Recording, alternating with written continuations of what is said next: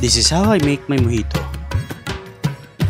Una-una, lalagyan na siya ng 0.5 ounce of simple syrup. So, lalagyan natin ng lime juice. Slice natin siya. Squeeze natin siya dito. Yan.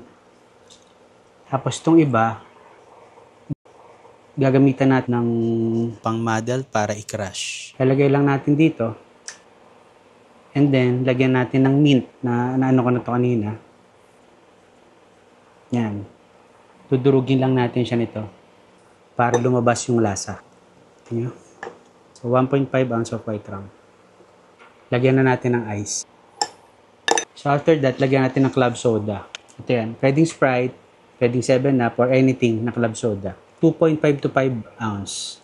Pero, depende sa inyo eh. So, pwedeng konti, pwedeng marami. So, yan, lagyan na natin. Haluin muna natin siya para lumabas yung mga ano natin dahon. After that, igagarnish natin siya ng mint din, yung may stem. Final touches natin is yung lime din, yung in-slice natin kanina. Kaya lang natin sa gilid.